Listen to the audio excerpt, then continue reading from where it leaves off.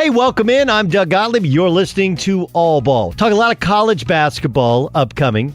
Bobby Reagan will join us from Barstool Sports, and an incredible coach, Randy Bennett, head coach of St. Mary's. We're going to ask him, has he ever paid a player? They were on NCAA probation, or he actually was suspended for a couple of games as a head coach. We'll ask him, has he ever paid a player?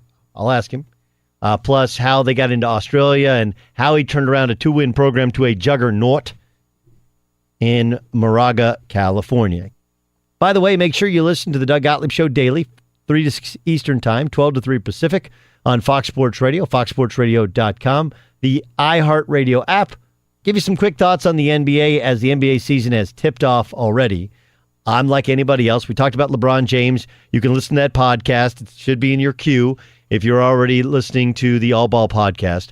I watched last night, and this is being recorded on a Wednesday. We drop on a Thursday, so I watched the Sixers' first game. I'm not surprised that the Celtics were that much better than the Sixers, and the Celtics are going to get better because Gordon Hayward looked rusty, and frankly, Kyrie looked rusty. But I was interested to see the Markelle Fultz thing. If you know anything about my career, you're like, that guy couldn't shoot. If you watch me shoot a basketball, you're like, that doesn't make any sense. The mental side to shooting is like the mental side to pitching, the Rick Ankiel thing, and I'll tell you, I think the Sixers have handled this all wrong. I think he should have played in Summer League so he had game action as he's working through whatever sort of therapy he needs. He didn't want to look at a jump shot. It still has a bit of a hitch, and it's really, really hard to fix on the fly. And unless it gets fixed, it's going to kill his career. Because his game is not built. Like, Rondo's never been able to shoot and has slowly gotten better, but Rondo knows how to play without a jump shot. There's an art to it. Even T.J. McConnell, who's their backup point guard, like T.J. almost never shoots an open deep three. Instead, he gets to his mid-range, gets to his spots where he can make shots. But basically, he plays without looking, but he's played a substantial chunk of his career without looking to be a scorer. Markelle Fultz's entire game was built around being a scoring guard.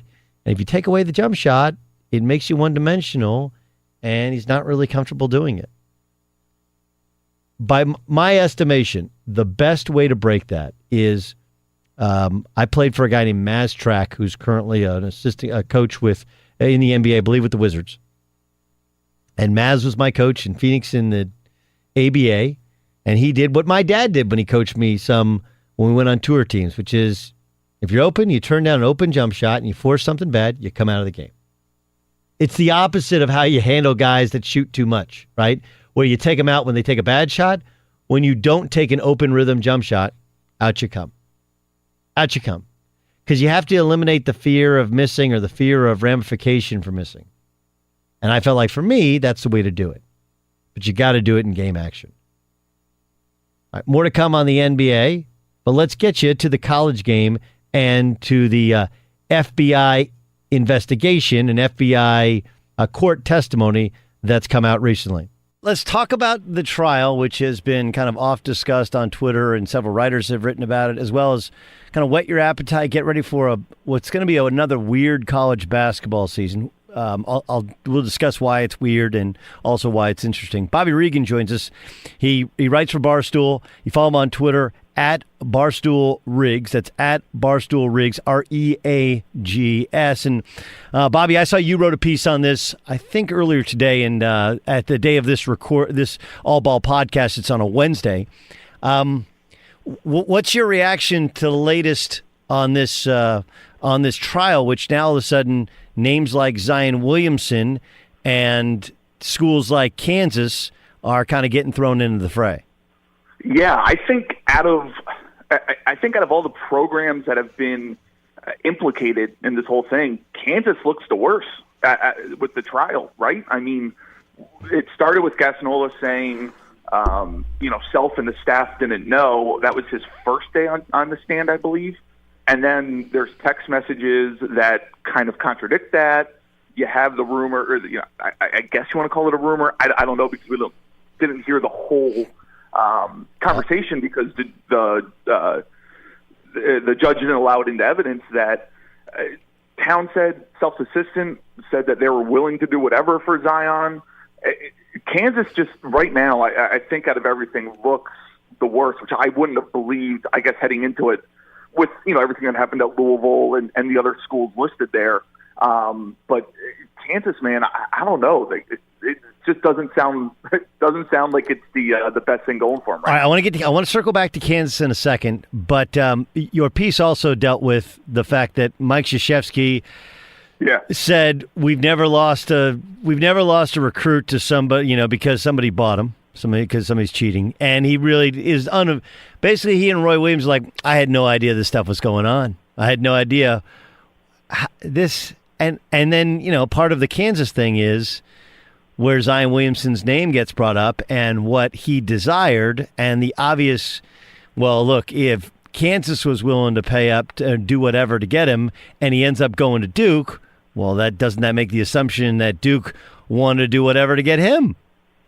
Yeah, especially the fact that those stories kind of broke, 4 hours apart from each other or so, doesn't look the best. I just didn't like the way both Krzyzewski and Roy Williams, and I think you tweeted out this morning that, hey, you can say that we're clean and you didn't realize the, I guess, depth of what everything was going on is, but don't pretend like it's not happening. I think everybody, especially when you're Krzyzewski and Williams, and you've been around for, a combined 70 years or so in college basketball. Yeah. The idea that Duke has never lost a player because somebody's bought him, that's laughable. The idea that, look, you got Marvin Bagley on your team, and maybe you didn't know all the details of it, but everybody knows his dad was legally being paid by Nike, so they found kind of their own legal loophole, and not every one of your guys found a legal loophole. And even if you came out and said, hey, look, we know this is going on, and our way of handling it is, look, we think the ultimate payment is you play for Duke and it pays you, 6-7-fold after you get done playing. Like, even if you said that, but to act like you had no idea and this has no effect in your program, like now it's hard to take anything you say seriously. Yeah, it just came off disingenuous for both Krzyzewski and Roy. It just didn't sound like they almost sounded entitled, like, oh, this would never happen here because we don't need it to. But it's like, well, it's still going on.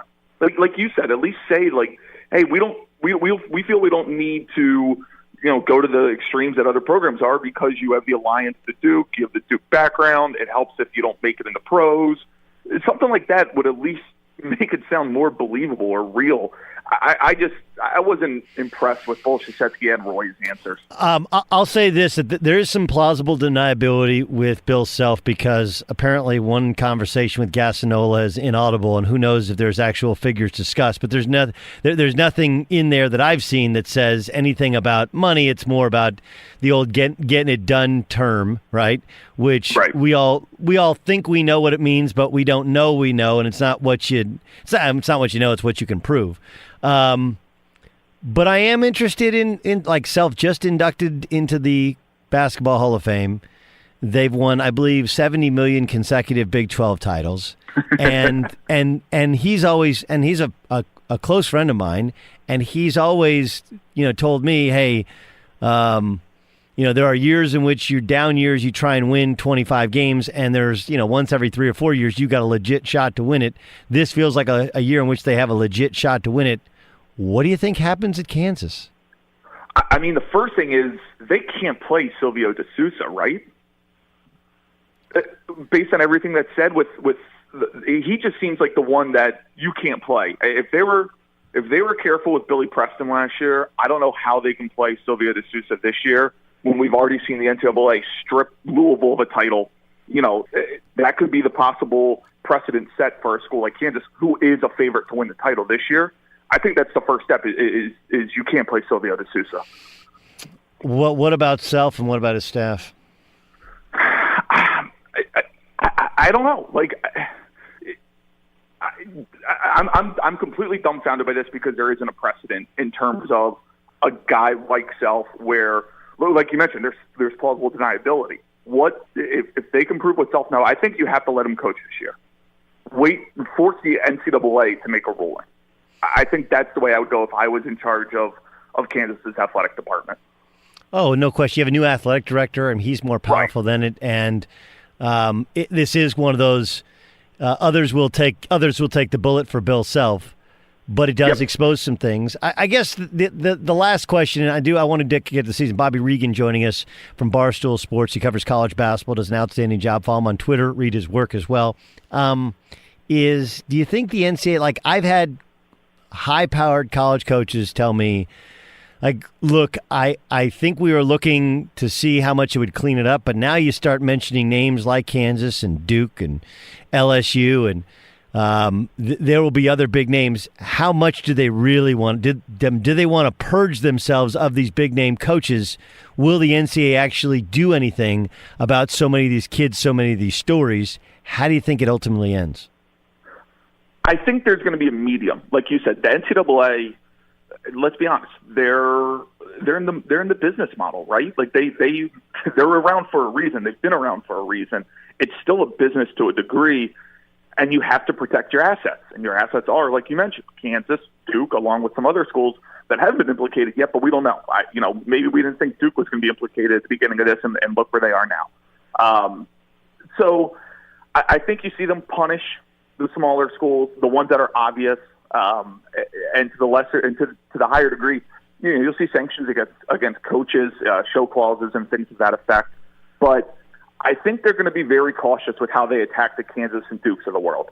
I think they need concrete evidence to go after them and either vacate a season, vacate a player, sanction a coach, whatever it might be.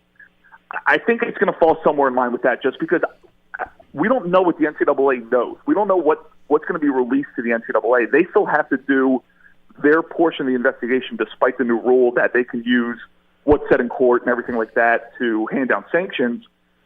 They still need to find out the whole context of everything and what coaches knew what players accepted what.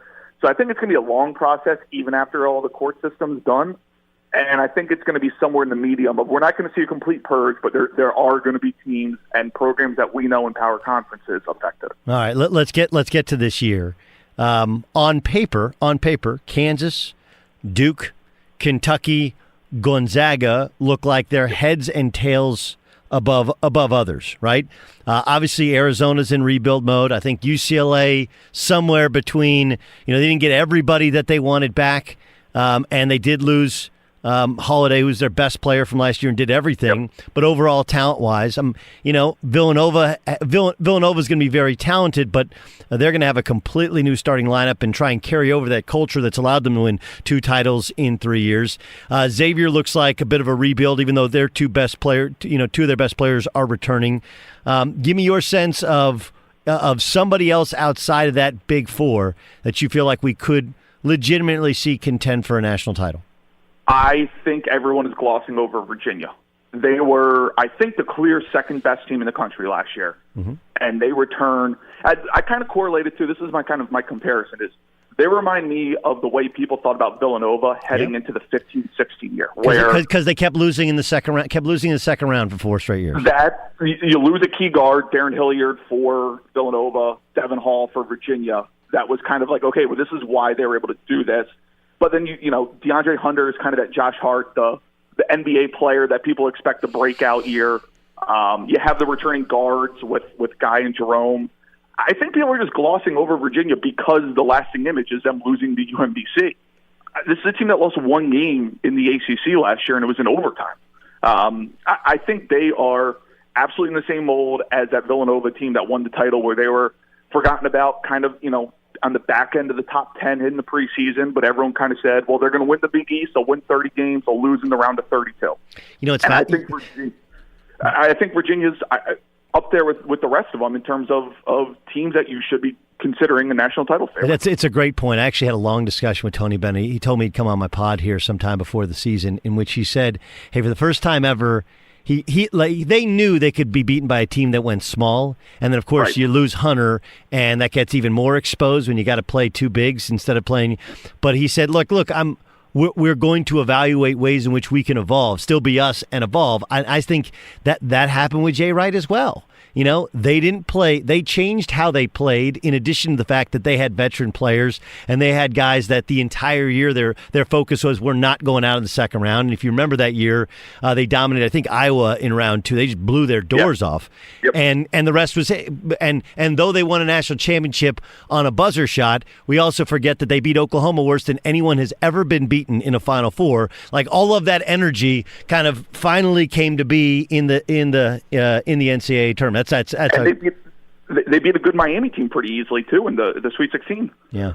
It's a great point.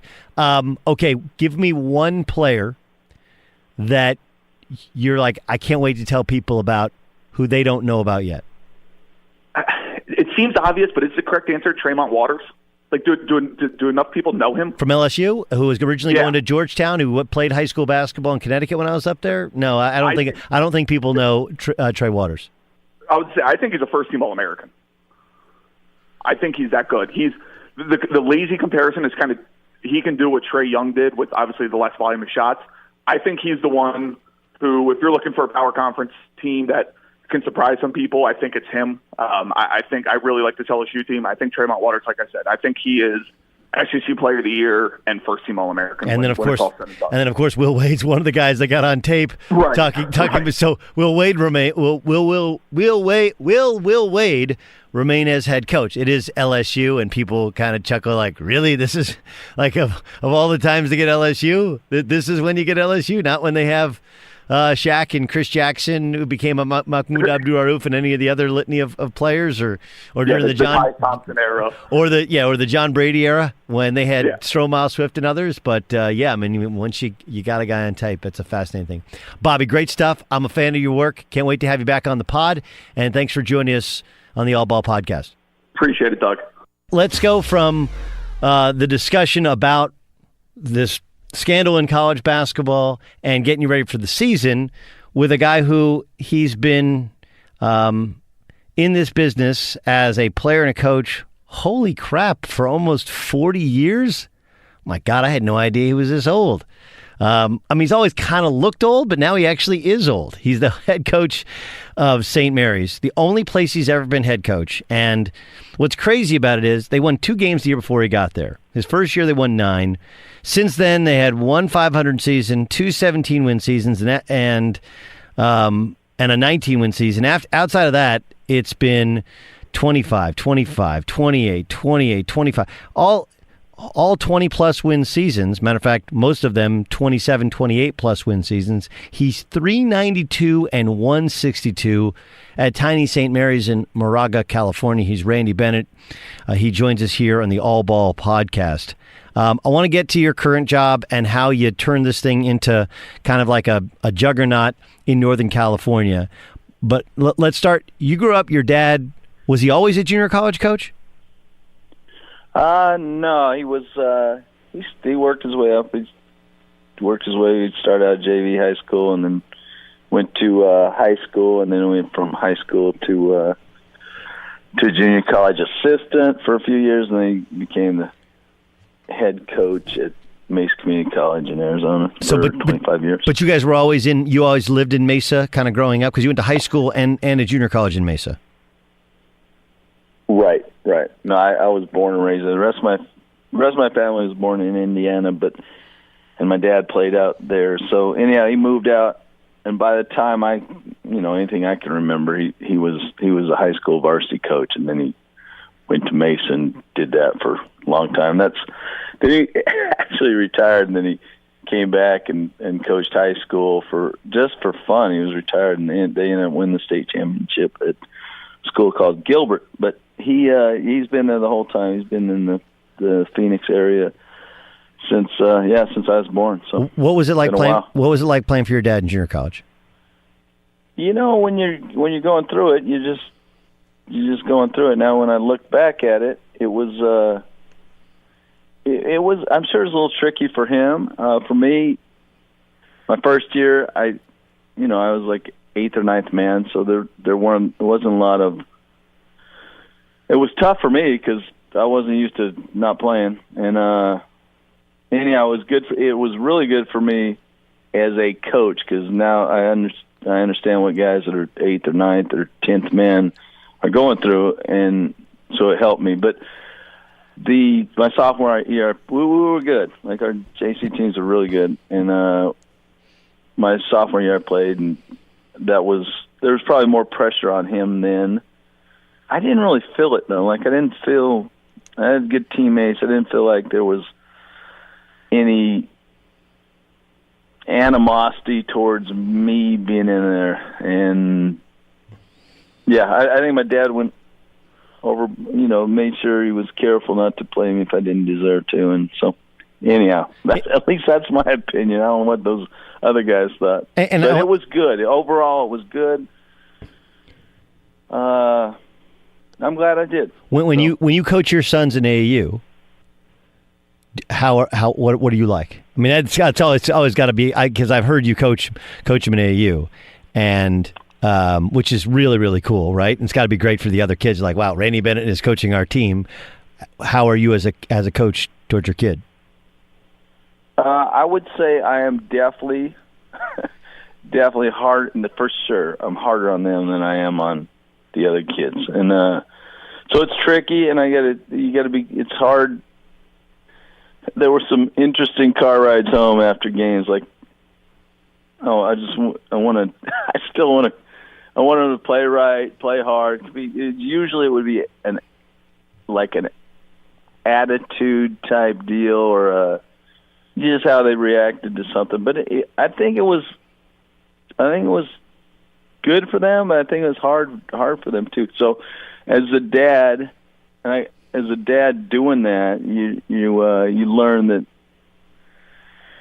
you're there. They can only see you as their dad. They can't separate it, dad and coach. And you kind of can as a dad, but they can't. So they get tired of hearing dad a little bit. And I've run across a lot of dads who've tried coaching their kids, and they get to the same point. The kids they'll tune them out. Yeah. A little No. bit. Listen, I do twice a week. We have a big clinic that we do, and my son, he's one of the younger kids there, but he likes to be a demonstrator, and I had to kick him out of practice the other day because he wasn't listening to me. He was just having fun, and was kind of being a jerk. And why are you getting so mad at me? And I was like, because you got to be 1.5 times everybody else, and I got to be on you more, because if you act this way, how do you think everybody else is going to act? So I'm fascinated by it. Randy Bennett joining me here on the All Ball podcast. All right, so you go to UC San Diego and play.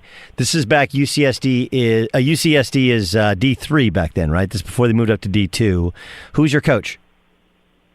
My coach was Tom Marshall, and we're actually NAI at the time, and then they went D3 later, and then they went D2, and now they're going D1 in another year. So it was a great experience for me. Great school academically, but some of my best friends and to this day are guys I played with there. So we had great experience. Wouldn't trade it for anything. Now, he's a former player, wasn't he? He's like if I remember correctly, was he a player in his own right? Is that the same Tom Marshall?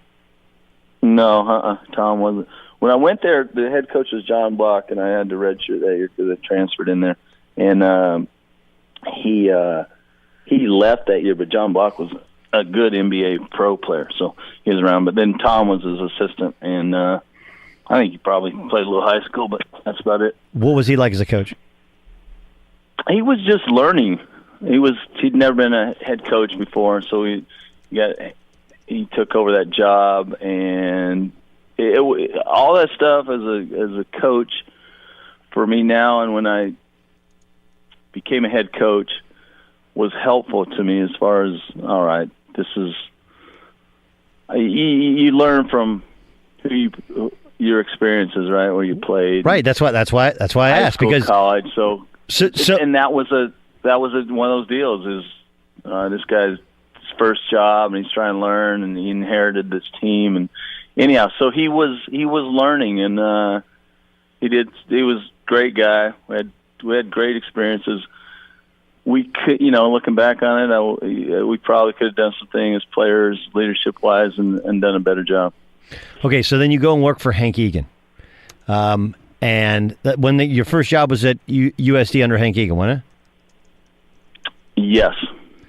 So take me through how you went from a junior college player playing for your dad, then playing NAIA ball at UC San Diego, to getting how did you get that job? Well, I still had a year of school left, and so how many years were you in? Wait. You were in junior college for 2 years. You redshirted 1 year at UC San Diego. You played at least one other year. How many years did it take you to finish? Like I said, I still had another year to finish after I was done playing. So I went over to University of San Diego, which was Hank had recruited me a little bit at Air Force, so I knew him, and went over there I volunteered like a volunteer assistant back then for that year, and it was eye opening for me. Hank was a great offensive coach, great coach, and so I spent a year working with him, and then I went to Idaho as a grad assistant with Tim Floyd that was his first head coaching job, and that was a great staff. You just learn so much early on in your career.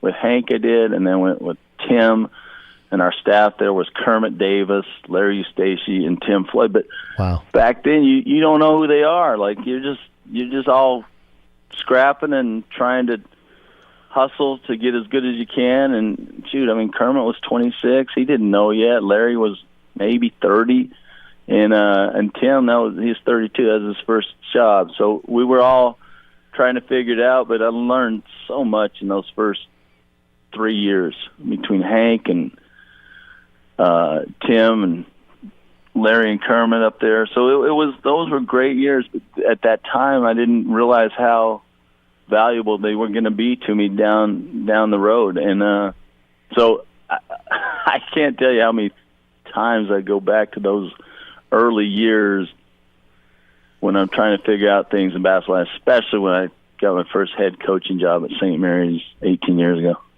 Okay, so there's a couple of questions that come from it. One, how do you make ends meet? Like, how do you afford to be a volunteer assistant in San Diego? How do you afford to be a grad assistant at Idaho? Like, where were you living? How are you paying your bills? What was it like? So that's the deal in this profession, which is kind of crazy in college coaching. You kind of have to work your way up, do a volunteer year, do a grad assistant year, whatever you have to do to get in. And it's crazy because you're talking about guys who can be pretty successful in a lot of other trades, and they're willing to go and make no money or even come out of pocket to get in this career with no guarantees that down the road it's going to make a payoff back. But anyhow, I was just living life, and I wanted to coach, and I love basketball. So when I was at San Diego, I was just paying for everything. I had to do it anyhow for school, so there was no real option. And so I wasn't making any money. So where'd you live? I had to finish school anyhow. And then when I went to Idaho, where it was basically a scholarship, so they paid for. But did you live in the dorms? Money, did you get an apartment? I didn't lose money. Did you get the dorms? Lived in an apartment on campus. Okay. In the dorm. And was there ever a thought? I mean, I guess your dad was a coach, because we had Aron Gannat on, of course, your former assistant, and he volunteered for you when he started. And he's straight out of Swarthmore, right? He can go make six figures on Wall Street in the financial district if he wants. I just wonder if there was ever any pressure to, like, hey, maybe you should just go and especially you finish up at Idaho, you got a master's degree. Should you go and actually make some money instead of chasing this basketball dream? It was never even a thought to me. And I knew what I loved doing. And the next step when you're done playing for me was coaching. And that's what I wanted to do. So my dad knew enough to tell me, hey, if you want to coach Division I, then you need to get in Division I. Don't go high school or junior college and then try and get back in later. It's hard to do. So I didn't know anything. This was my next step as far as, all right, I'm done with college. What am I going to do? And I knew for a long time that I wanted to coach. And so that's what I did. And I was pretty naive to it. I hadn't been around Division I, and in Arizona I wasn't hip to how it all worked. And it probably wasn't until I was 30 where I figured out, all right, this is what you got to do if you're going to move up. Randy Bennett joining us. Okay, so give me one thing from Hank Egan that you still do or use or implore upon your kids today. There's a lot of them, but I would say footwork when you offensive when you catch the ball. I thought he's a really good offensive coach, and some of the fundamentals just as far as catch, turn the face, bringing up your right foot if you're a right-hander, stuff like that. People go back and forth on it to this day, but I think you had it right, and it's what we teach, and I think it really has a lot to do with how you shoot the ball, and we shoot the ball pretty well, and I think it goes back to that. But he was Hank's biggest deal to me, and if you ask me one guy I coached with in college that had the biggest effect on my coaching, it would be Hank for sure, because I ended up spending 7 years with him. But his integrity was second to none. Like he thought guys should act right and high character, and even his coaching, he was tough. Like he's tough on kids. He was demanding on his coaches, and I was lucky to work for him. I was really lucky to work for him early on in my career, and it helped me a lot as far as just he got it. He really got it on the integrity and high character and being true to yourself, like acting right. And all right, those impressions stuck. What about Tim Floyd? It was his first head coaching job. Of course, he went on to Louisiana Tech, and then obviously Iowa State. We played against them; they were great. And then he had a couple stops in the NBA as well as USC. One thing that you took from your time with Tim Floyd? A couple things. I think anybody who knows Tim, he really knew the profession. He'd been an assistant for Don Haskins for maybe 11, 10 years, somewhere in there.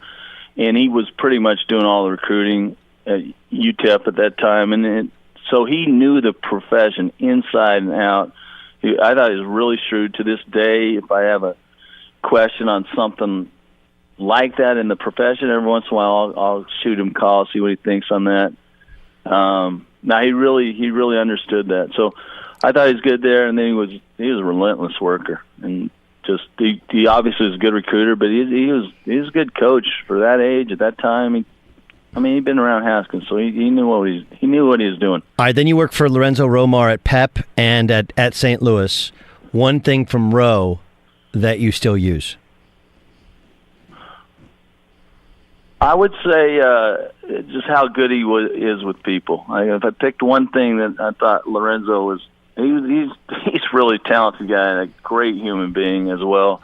But I thought he was just really good with people, with the players, the coaches. He just made you feel good when you're around him. He's a tractor, but just really good with people. So in 2001, St. Mary's, who they had been good, Ernie had them going, and they went to the NCAA tournament. He leaves, and Silvio Dominguez, they win 2 games. He ends up getting fired. How'd you get the St. Mary's job? How'd that come to be? You're at, St. Louis at the time, and you guys had St. Louis pretty well rolling. How'd you get the St. Mary's job?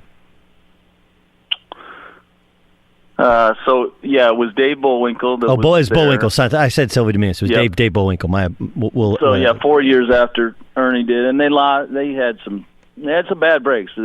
Starting with Brad Millard. Had the foot problem, right? His foot 5 times. Yeah. Yep. So anyhow, how did I get the job? I was lucky, and that's bottom line. It was really down. They weren't paying a lot.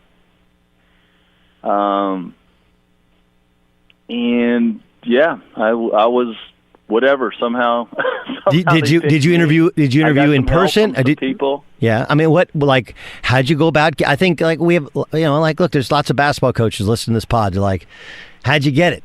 All right, so you're at St. Louis. What do you remember about how you're like St. Mary's just coming open? Dave Bullwinkle loses his job. You knew the league because of your time at San Diego and at Pepperdine, right? You know the West Coast because that's where you grew up, and that's where you grew up in terms of recruiting. But how'd you go about getting in front of somebody, and where did you conduct your interview, and what was your pitch? How'd you do it?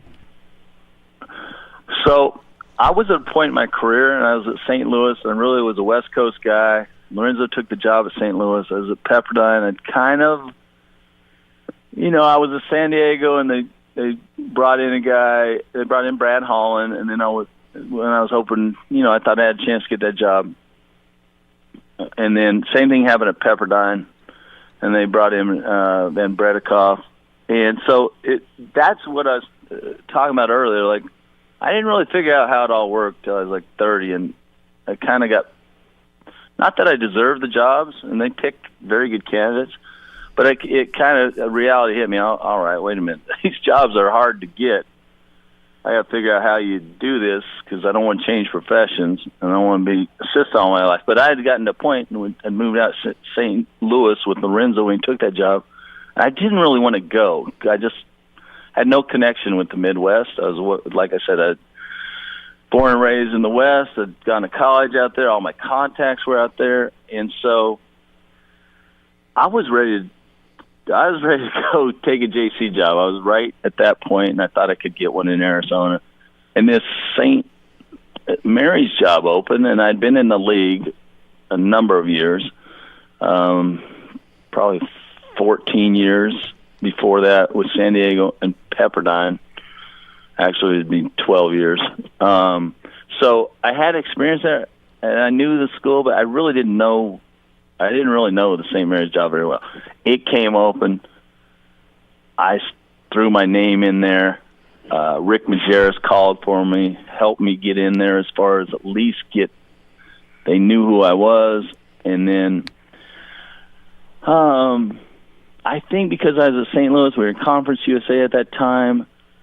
I think the athletic director, Carl Clapp, at the time at St. Mary's, thought that was pretty big deal. Conference USA, Cincinnati was number one in the country, I think, the year before with Kenya Martin, all them. So it was perceived as, hey, this is a assistant from a bigger conference.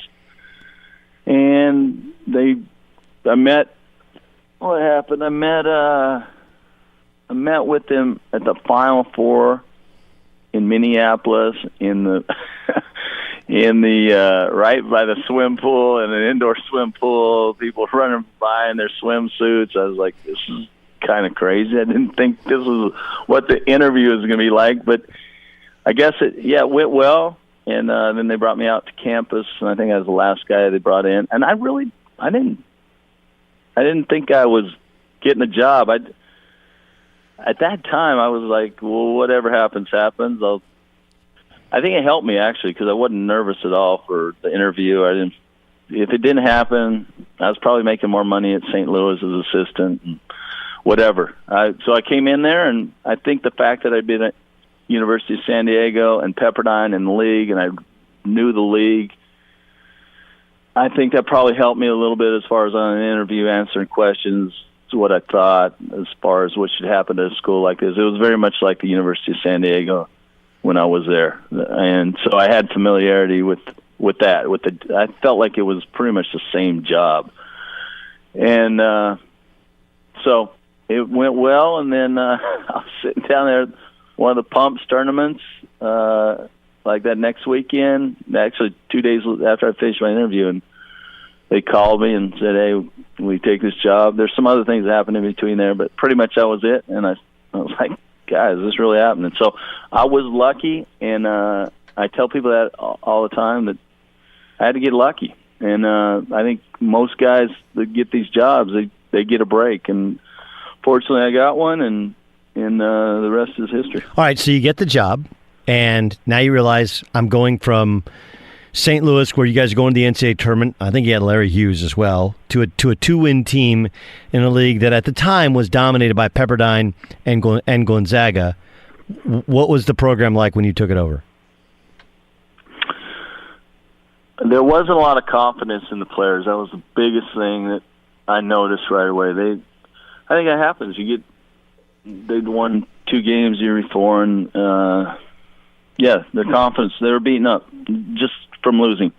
And I'd been around that a time or two when we took over programs, like when we took over. When I first went to San Diego, they were coming off a down year. When I first went to Pepperdine, they were coming off a down year. So that was the major issue. We actually had there was actually some players there. When I got there, the 2 leading scorers from that team said they were going to transfer. And I was like, I think we'll be all right with that. Either way, I just wanted guys who want to be with us at St. Mary's, and I gave everybody a fresh start. I didn't run anybody off. And I just told them, I said, I'm not even going to watch film from you from last year. We're just going to start over and see what we can do. And we did, and they were great. We had some guys that really bought in. And to this day, when a lot of good memories being at St. Mary's now, but to this day, that first year was really cool. Like, just to try, and we had to get them to believe. They had to believe in how do you do that themselves. But how do you do that? I think it starts with working. You just got to work. You got to know you paid the price, and if you work, you'll start seeing results. And then when you see results, I think it's a cycle. I think you go back and you work harder, and then you see some more results. So, and then eventually they start thinking, "Hey, I'm not bad. I can make these plays." We played in some games.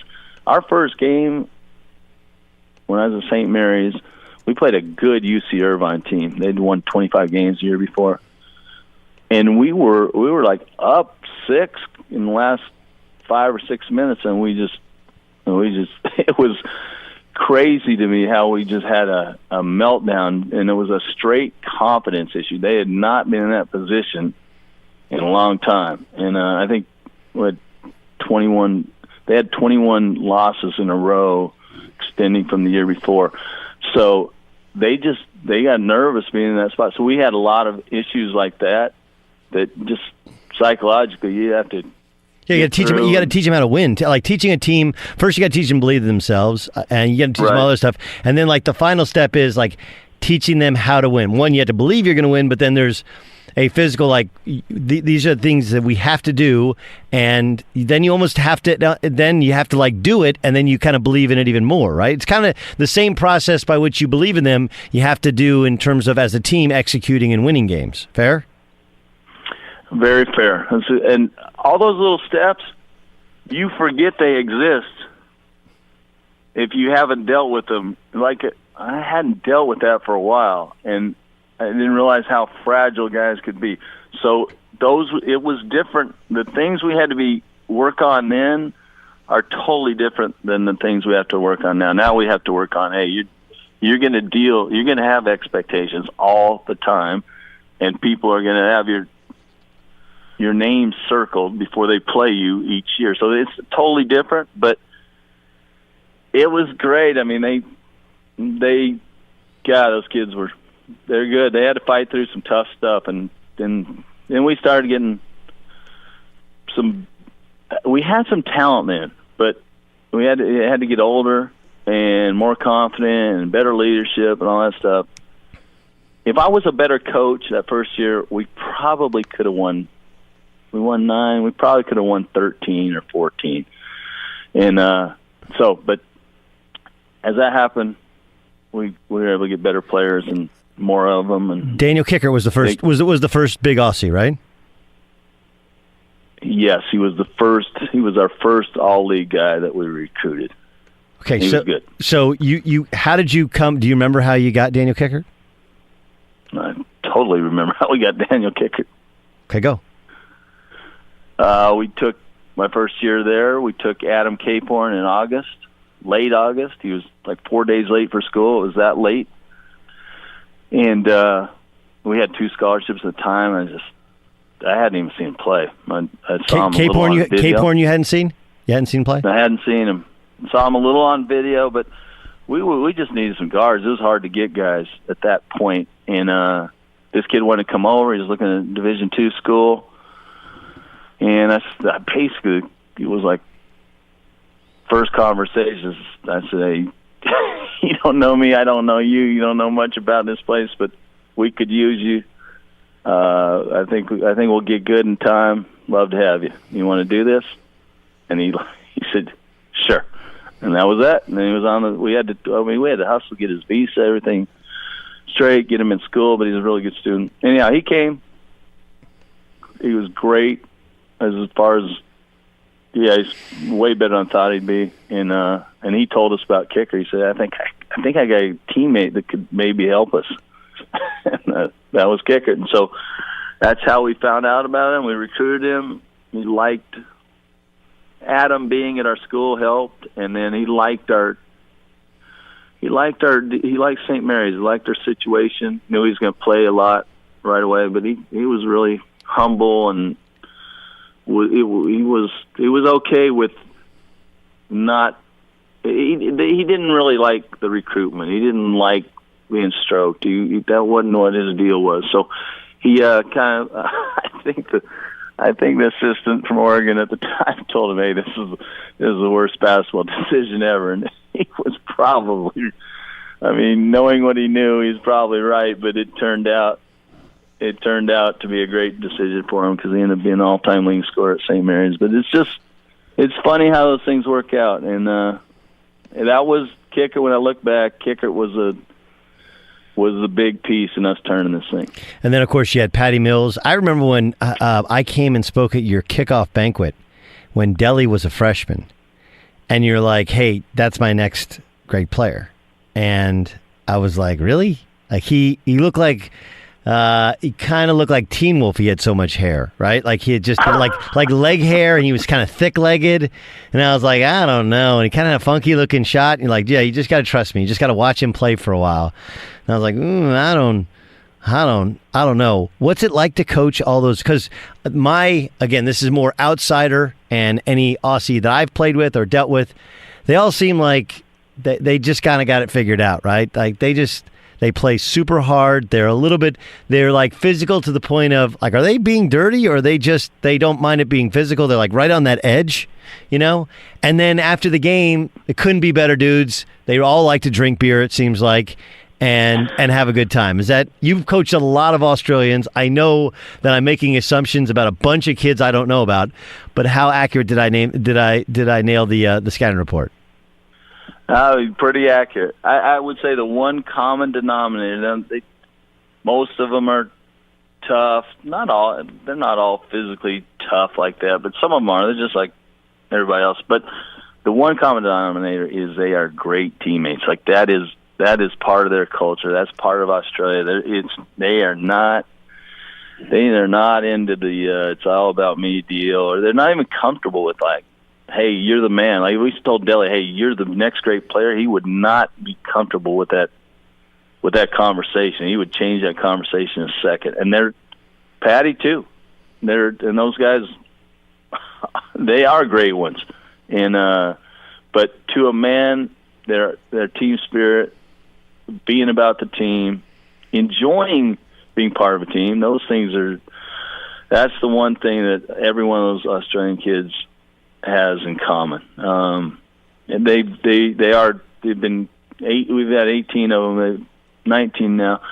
They're all great guys. Like we have no issues with those guys, and they're really they turn this thing into our program's obviously got a big they're a big part of it as far as just the culture of our program and even our school and our community. So it's been a cool story. Once again, I mean, it was kind of a fluke deal, and then good things happened. So we doubled down, went back down there, and brought some more in. Once Patty came, it really, because he was kind of poster child for the youth basketball over there at that time. He played in the Nike Hoop Summit, and so everybody knew he was good. When he decided to come here, which was crazy that worked out the way it did. He really got under recruited, but anyhow, when he came didn't you take him super early? Wasn't he? Didn't they play on a tour? I remember. Tell me if I'm wrong. I remember AIS, the Australian Institute of Sport. I remember them coming on a tour and playing, and you going and seeing him, and him committing to you early. Am I misremembering? Am I remembering a different player? They did come on a tour, and they came up to our school, so we met him early. We had gone on a tour over there and had seen their young guys when we played on that tour. But funny story on him, when he came on his visit, he had 2 visits. He took 2 visits, and they're going to be Utah and St. Mary's. And so he had a buddy over there named Steve Way at Utah, and so he had interest there. Obviously, he had some guys here that were from Australia. But when he arrived at Utah, when he got off the plane, their coach at that time had said, "Hey, we just took a commitment from another kid this weekend. I think Patty came on Monday, and they took the commitment. The kid came in and committed on Sunday." So anyhow, that's how good a guy Patty is. They said, "Hey, we can send you to St. Mary's right now, or you can just hang out with your buddy here for 2 days. It's up to you. But we don't have a scholarship for you." He was the best. He said, "Nah, I'll just hang out here for a couple of days and visit my boy." And so he did that, and he came on our visit, and we're pretty much the only school that was that had visited them. I got my own. I got my own. Committed. I got my own Utah stories that you might like. Okay, so I leave Notre Dame. And I went to Golden West College. Tom McCluskey, my old high school coach, my first year, was the coach at Golden West. And so I'm like practice All-American, and I helped him I was like an assistant to him during the games, and it was an awesome experience. And I worked out with Marv Mrnovich. I got my AA degree. Anyway, so Rick Majerus starts recruiting me because Andre Miller was a Prop 48, and at the time, I think he was a junior, and so I was going to play with him for 1 year, and then I would have 2 years without Andre. And so Rick Majerus, first he comes to Golden West Gym, and I practice against the JC team, and then afterwards, like he and Jeff Judkins, they you want to stay and shoot a little bit? I was like, yeah. So literally, and Donnie Daniels walks in, so there's 3 assistant coaches and me, and they lock the doors to the gym, and they work me out for like an hour and a half, right? Because his whole thing was like, I don't know if you can shoot, And so he worked me out, and he's like, oh, you can play. And so he basically offered me a scholarship, and they were playing UC Irvine like the next day. So I go to watch, this is Keith Van Horn and Andre Miller, and they practice at UCI. And it was an unbelievable practice. And I had never, here's my indelible moment in watching them practice. 2 things I remember about Majerus' practice. One was he would yell at him, he'd blast him. Oh, God, Van Horn, what the fuck are you doing? Go 2 lines. And whoever he would yell at would run over to the baseline. He's not looking. They'd touch the baseline. They'd sprint down and back was 2 lines. They'd sprint down and back and then hop back in the drill. Like it wasn't like everybody lines up. He just 2 lines, 3 lines, 4 lines, whatever. And they were like robots, and they were sprinting their ass off because it was like, damn, if he turns around and I'm not doing it, I'm going to run all day. The second thing was he had 5 walk-ons, and I thought walk-ons couldn't travel, and I don't know how he did it, but he had 5 walk-ons that were the scout team. And the guys that were in the rotation would sit in chairs, and they had their notebooks opened up. They'd watch the scouting report, and the walk-ons or whatever, or the assistant coaches, whoever's doing it, would run through stuff. Then they'd come guard it. Then they'd go back and sit down. It was like a work of art watching his practice. Then we went to Spoons, and Spoons is like before there's, I don't know if they still have Spoons, like Chili's. And, yeah, they don't, but okay. I know what you're saying. Okay, so we're sitting there eating, and he's trying to be on a diet. and I got like a burger and fries. Meanwhile, we're talking basketball, and like I'm sure you sat down with Rick Majerus. I mean, it's just the most incredible, insightful basketball conversation. Meanwhile, he's eating all of my fries while he's telling me he's on a diet and he's eating a salad, and he's asking me about my burger. That looks pretty good. So then he orders like the same burger and the same fries I have, wipes the whole thing out.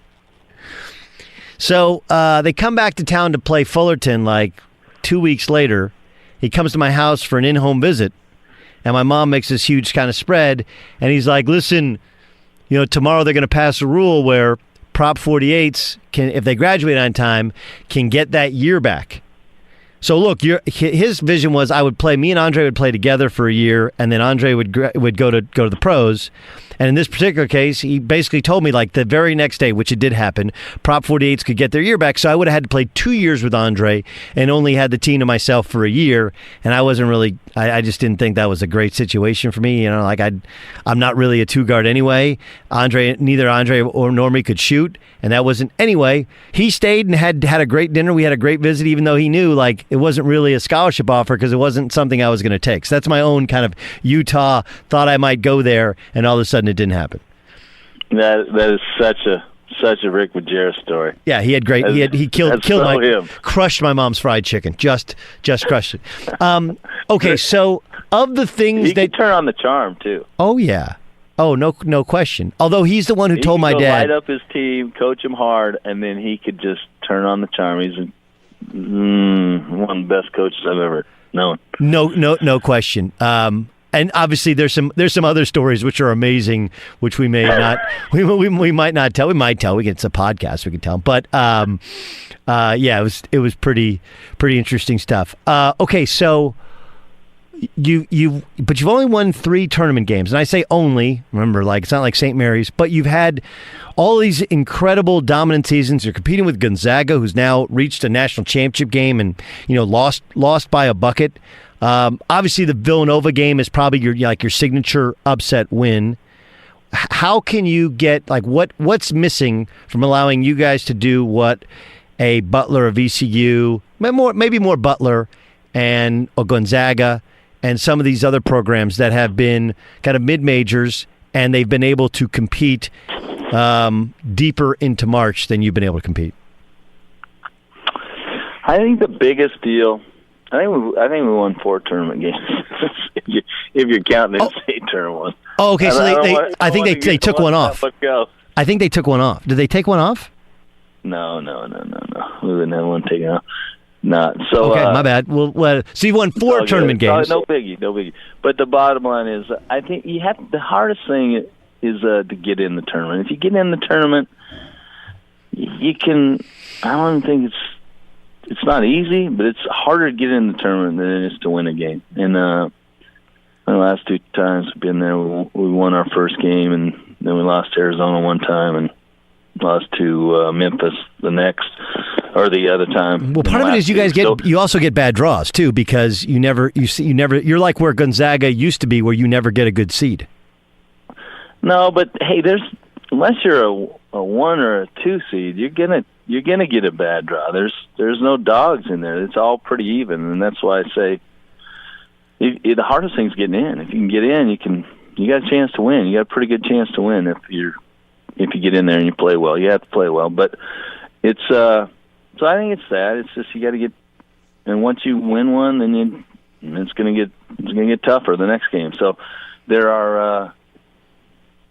I tell our guys, hey, you get in the NCAA tournament, there's no bumps. So you're going to be playing against somebody good, and you're going to have to play a or B game to advance, and that's where it's at. So I think, last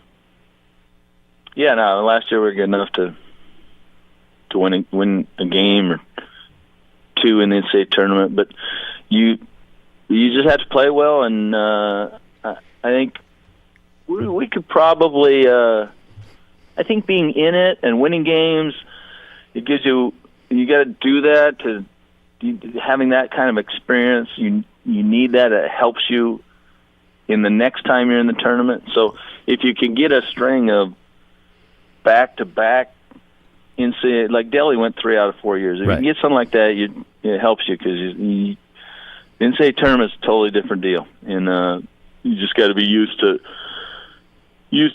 the whole format and all the interviews and all the hype that goes with it, and all that stuff it helps if, like anything else, it helps if you have experience. So I think getting in is the key, and then after that, you have to be big enough. I don't think you can play small and have success in that. You have to. You don't think so? You have to have some dudes. Yeah. I mean, you've had dudes. I mean, we haven't talked about Mickey McConnell. Omar, you made into a dude, right? Omar Sanhan. Obviously, you had Patty.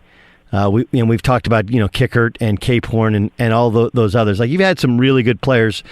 Okay, what's the closest you've ever come to leaving? Well, I haven't really come close to leaving, but when Utah opened last time, I think when Larry took it, I was intrigued on that one, and so that if I have to pick a closest, that would be the closest. What keeps you there? I'm happy. But so many other guys would be like, but you could be like $2 or $3 million happy at somewhere else. How do you balance that? Like, look, you still make a healthy living, and you live in a great place, an expensive area. You got on a long time ago, but how do you balance out the idea that you could just kill it financially with happiness? Yeah, you pick another spot. You're not gonna. I pretty much know all the pieces and people that are in the right places at St. Mary's, so I'm not ever worried about those types of things. And I think you go to another school and you take $2 or $3 million, you're gonna have to deal with that. And so there's no guarantee. I think there's no guarantee that it's going to be as good a deal as I have at St. Mary's. It's probably unlikely that it is. If you maybe really had a great relationship with an AD or something and had a lot of trust there, then maybe it could be. But as I've been here, the money thing at this point, it doesn't really matter that much to me. And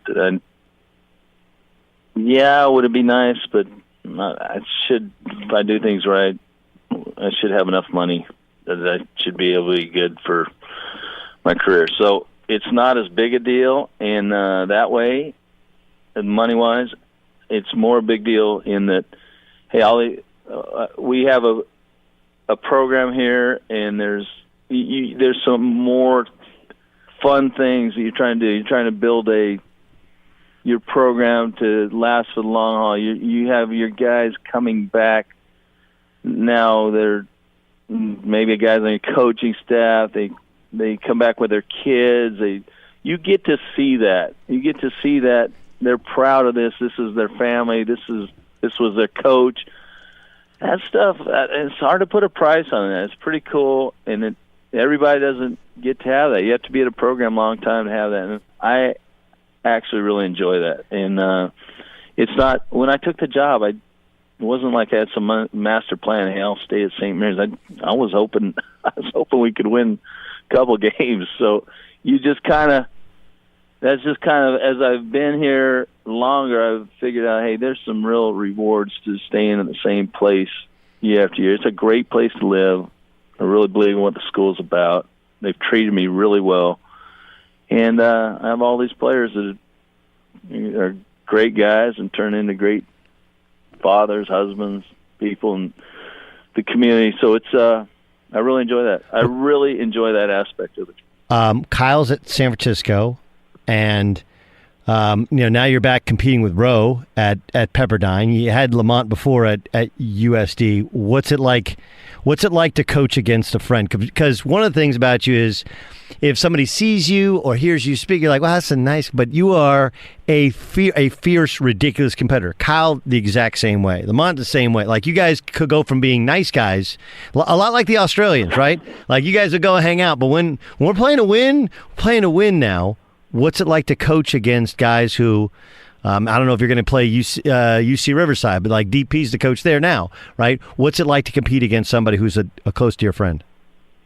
If it were up to me, I wouldn't do it. Like, there's nothing I can do about Kyle being in the league and Lamont being in the league. He was in the league, and Lorenzo in the league. I don't like it at all. You're right. Like, you have to compete. So if you're going to have to play the game, then you turn all that off and you're going to compete. And but it affects. It's not as fun because you can't.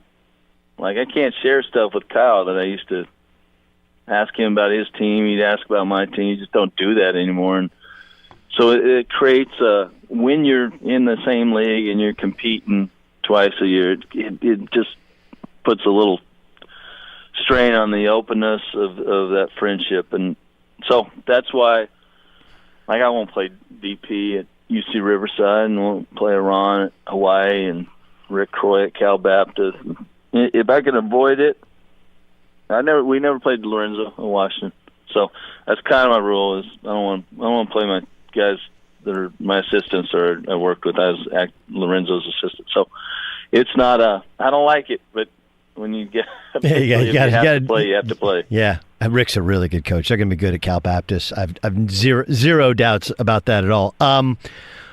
You guys got dinged by the NCAA for a kid who never played for you, for an assistant that wasn't on the staff. And now you hear, I mean, like anybody else, you read about the college basketball scandal and text messages about major money either being offered and potentially being doled out. Like, what's the discussion inside your coach's office about what's going on in college hoop? Well, there's two sides of this thing. The one is, hey, having gone through an NCAA situation like we did, and then I thought it was garbage, but having the stress that's on that, it's just, I mean, it's tough. It was tough. So I don't wish that on anybody. And there are, you can be a pretty good guy and running a very clean program and sometimes get hit on this. So then the other part of it is, I think, like, I don't think the FBI has this thing that wrong. Like, I think they're probably some of the stuff that's coming out. I think a lot of guys in college basketball would say, no, it doesn't shock me. Maybe the amount, but the fact that it's going on, it didn't. I don't think it's that prevalent, but I think most of us knew, hey, some of that stuff existed. And so that part of it, and when people act like it's not going on still, well, you just want it right. Like, you want it right. You don't want to feel like some people are getting an edge on you because they're doing it, the way you're not supposed to be doing it. So it's I'm not holier than thou on it, and I don't think most guys are. Like, we understand, but there's certain things that they just don't taste right on this one. And so you don't wish it for them, but you're not. I think there's a lot of us in coaching right now that are like, are we going to deal with this, or is this just going to go away? And I don't think everybody wants it just to go away. It was a hard question. I didn't tell you. We want it straight. We want it fixed. Okay. This is not what it should be. Have you guys ever paid a player? No. No, I mean, like, I've never come close to paying a player. Has a kid ever asked for money? No. Never once? No.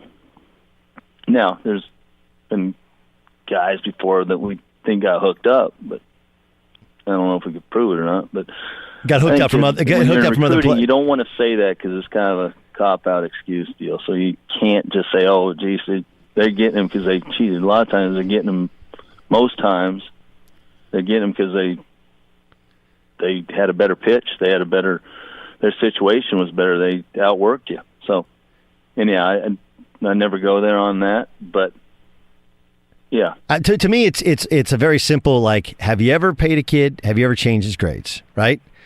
Yep. As long as you haven't done those two things, I don't even like the idea that you have these recruiting windows opening and closing. Like, guy's a recruiter, let him go recruit. Like, I know it's kind of ridiculous. My dad back in the day, who would be gone for months on end, but I think now you can wear kids out to where to actually turn them off if you recruit them too much, if you're texting them too much, if you're calling them too much, you're hanging around too much. Like, it gets a little bit creepy to some kids.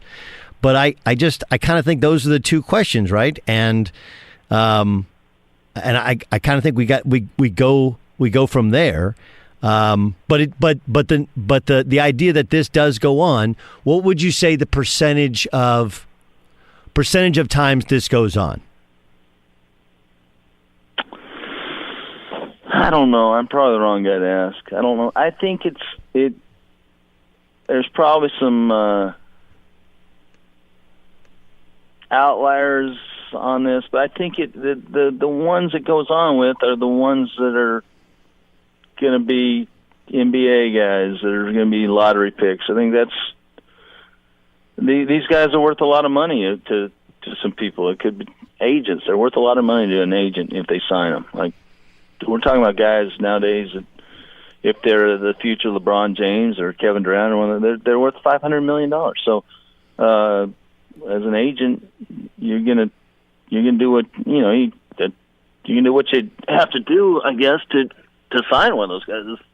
You're gonna make a lot of money off them, and so there's other people that can make money along the way as well. And $10,000 to a guy. $10,000 to get a guy that's going to make $500 million is nothing. Yep. And so I get that. I totally understand that. And some of it is, if you're an agent, I'm not sure why that's not smart. I don't know the legalities of it, but you would do what you have to do to get in tight with a runner or a relative or whatever that can help influence that guy to come your way when he goes pro. And yes, they're probably working that angle before he's a pro. So I get it. These guys are worth a lot of money now, and that has changed. It's changed recently. I'd say in the last 10 or 15 years, the numbers have just shot up. So they got to. I think what we all want is we want this thing fixed, and there's some things in the system and they need to. I don't have the answer, is my answer, but I think we all would like it to get fixed because it's not really. I think we're dealing with a very elite group of kids that people know are going to be worth a lot of money, so they're going to do about whatever they have to do. And I'm not necessarily talking about coaches. I'm talking about the other people in between, right, whether it be the shoe companies or agents or whoever. Well, also, I don't think it's one of those, it's like lawyers, right? If somebody walks in and says, "What do you do for a living?" "I'm a lawyer." Like, because there are unsavory lawyers, be like, "Oh, lawyer." Like, wait a second, I'm a public defender, or there's plenty of lawyers who do a very good job for their clients, by their clients, It's the same thing with the basketball. It's like, if you said you're a college basketball coach, I think there are some that would perceive you as, oh, those guys are just basically used car salesmen because of perception more than reality, right? The reality is your kids come, they have a good time. They usually play an NCAA tournament or play in an NIT. They play in these epic battles with BYU and Gonzaga and on national television. They get a degree. They make friends for life. And many of them go and play a little bit professionally and then go on their merry way. Or maybe they come back and help you coach. Like, that's the reality of it. But the perception of it is a basketball coach is a bunch of used car salesmen, right? But that's not. And that's the part that I think coaches want to fix most, because they know that 95% of guys are better off because they got a chance to play ball in college. They met their wife there. They met their best friends there. And they gave themselves a chance to have a life after college because of it. Even higher. Yeah. But yes, I agree. I'd say it's probably above 95%. But okay. Couple other things. Give me one coach who you really like or really respect, watch his tapes or whatever, learn from, and they have no idea. Like, it's not somebody you've reached out. You just I have a certain coaching crush on this guy. One program I have a lot of respect for is, but I think he kind of knows, is Sean Miller. I think they do a great job coaching. And I think I'm always, if I can get a chance to watch Wichita State, I'll watch them. They play so hard and defend so hard. So there's two. I think Tony Bennett in Virginia, a lot of respect there for way he coaches and how good they are, again, defensively. And they're good. I mean, they're just so consistent. But those would be three that, like, told my assistants, hey, get some film on these guys. I want to watch a little bit of them in the off season. Your team is young this year. This is a new group. There's a lot of youth there, whereas in the past you guys have been able to draw on so much experience. How hard is that, especially in a league where you have a team like Gonzaga that most people think have a chance to win it all? Yeah, it's challenging. It's a fun challenge, but it'll be challenging, especially I think our non-conference schedule's pretty tough this year, and so with a young team early on, I think we'll get it together, but we'll probably have some growing pains along the way somewhere. But I like our personnel. I think we have good players. I just think we have so many guys. We have 8 guys. 8 out of our 13 scholarship guys are guys that didn't play last year for us. So there's so many new pieces.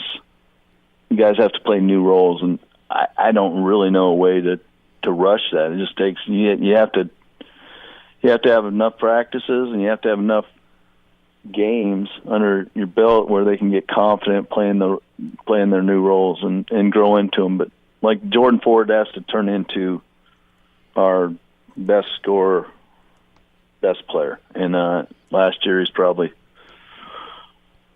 3rd or 4th. So he's got to make a big jump, but we have to do that with about 9 guys. How do you do that? How do you make Jordan, like, because one of the things that Eddie Sutton would do is we'd play the UT San Antonios of the world, and we'd get to the second half, we'd be up 25, and we were still running plays for Adrian Peterson or Desmond Mason because he wanted it known throughout our team. When we need a bucket, these are the 2 guys, and those guys to understand he had the utmost confidence in them. How do you allow it to happen organically? Like, how do you do that? No, I don't think I guess it happens a little bit organically, but you kind of have to set it up where it can happen that way. I think one of the first things you have to do is you got to figure out who your 8 or 9 are. And if you're, at least for me, if you're jumping around all over on that, then you're not going to be able to get a group of 8 or 9 to play together to understand their roles. And then once you have that, then you can start working on the guys after that. But so for me right now, that's our biggest challenge. Whereas a team like we had last year, I didn't have to worry about that at all. We had these guys. This was pretty much the 3rd year in a row we had them, and they're playing the same roles. And so I knew we'd be good. And this year it's different. And I think so. We don't have a lot of teams on our non-conference schedule where you have a lot of leeway there on whether to win or not. So we better get good first, and then try developing those other guys. But you got a couple of transfers. Malik Fitz, obviously from San Francisco, but Aaron Menzies, he's 7'3". Is he still 260? Did you lean him up? Like, I've never seen him play, but it feels like he's a block out the sun sort of big guy. And you've had some big guys, but a lot of your big guys have been really skilled facing up. What's Menzies like? Menzies is he's a good athlete. He's at one point he was a 300-pound guy, but he's 265 now, and he's in good shape. He's a good athlete. So he is not a face-up guy. He's a straight low post guy, and he's pretty good. He was 11-8 last year at Seattle U. Wish we had more time with him, but he's doing well. So we have to. He'll be more like an Omar type guy. All right. Started out heavy, and now all of a sudden Omar's like super thin. I don't know, maybe. Right. We thinned him up. He got down to 250, 255 when he was a senior. Omar he started out 300. Is Omar your greatest, like, if you're like, hey, this is our program? Is it Omar? Give me one, who's the guy who, obviously you have a couple guys playing in the NBA, but is your signature in terms of player development, personal development sort of guy, from what you brought into campus to what you end up producing? There's a few of them, but and Omar would be one of those. Like, there's 4 or 5 of them that jump out to me where they weren't great players when we took them, and they just kept developing, kept working. He's one. Lawndale is way up there. He and Omar are like, those are the 2 bigs that really came a long ways. And like Lawndale he played 5 minutes a game for us as a freshman. Maybe that was me. Maybe that was the problem. But anyhow, he just kept getting better. Dellavedova he's 100% one of those guys. He just kept getting better. And McConnell was too. Those are 4. There are others, but those are 4 that ended up being really good players, like player of the year type players. Patty, we only had 2 years, and one of the years he broke his hand for half the season. So anyhow, those are the guys that when we talk recruiting to new recruits and we talk about player development, those are the guys a slide comes up on the projector of hey, this is what these guys did as freshman, sophomore, junior, senior, and they can see the transformation. That's pretty amazing. And Mickey's a guy. You talk about being lucky. Mickey's a guy. New Mexico makes a coaching change, so he decommits. You end up getting him, and look what an incredible career he had and has had, since. It's some of it's luck, some of it's skill, relationships, and I think the respect that you guys have garnered to where now all of a sudden St. Mary's is a household name. Hey, man, I know this has been probably longer than you thought you would have to be on the phone to do the pod. But I appreciate it. I could rap ball all day with you, Doug. We'll do it again. We'll do.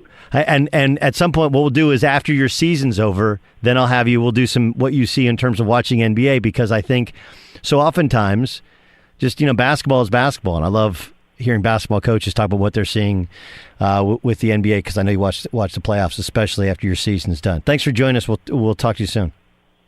Doug, thanks for having me. Take care. My thanks to Bobby Reagan and Randy Bennett. What incredible insight in building a college basketball program and getting ready for the college basketball season. I'll leave you with this from the NBA as we get ready for the season. I would encourage all brothers, sisters, mothers, cousins, uncles, friends, don't tweet, don't message on IG, don't post things about somebody else's life, because it becomes controversial, and though it comes back to you, it's like Kevin Durant's brother put on his Instagram page, 81 more to go until we out of here. And maybe that's the case. Maybe KD does want to get out of there. Maybe he feels like no matter what I do, it's always Steph's team. Maybe he wants to go to New York and be the guy who can save the New York Knicks. Knicks will have cap space for him. My guess is Porzingis barely plays, if at all, this year. And they try and keep loading up. As I love Kevin Knox. Think he's terrific. But I don't see how it helps it. This is the everybody wants a reality show. Everybody wants their name in the paper. And now we're talking about Kevin Durant's brother, who is merely a distraction. Even if he has the story right, it's not your story to tell. And that's the mistake in the IG message. Look, we'll break down some of the rookies, the Kevin Knoxes, the Trae Youngs of the world. I would expect Luka Doncic to have an incredible season with the Dallas Mavericks, because he's been playing against a higher level of competition, and he's older, he's bigger, and no, he's not as athletic as some of the other guys, but he's very refined, and I think he's playing with a pretty good team. I don't know statistically how to look, but remember, stats don't matter if they're empty stats and you're playing on a losing team, like a Trae Young's going to play on. But I do think those are 2 of the leaders coming in terms of trying to win Rookie of the Year. And we'll break down their opening games. We'll give you a sense of what we think. I've told people that I think Giannis and KD are the 2 guys that are most likely to compete for an MVP. KD has a lot to try and prove, and so does Giannis. Those are the 2 guys I would keep an eye on. I think Toronto's a team. I think Portland's the team that'll come back down to earth, because they played way above their level. And I'm not sure the Golden State Warriors got better. I think they got different because they're not going to have their full allotment of players until DeMarcus Cousins is healthy. I don't love their bench as is, even though to push one of their starters to the bench. And if he's a starter, is he okay if they play small at the end of games? If they play with him, they have to play big defensively, which is not how they usually play. Make sure you listen to my show daily, 3 to 6 Eastern Time, 12 to 3 Pacific, wherever you listen to Fox Sports Radio. I'm Doug Gottlieb, and this has been All Ball.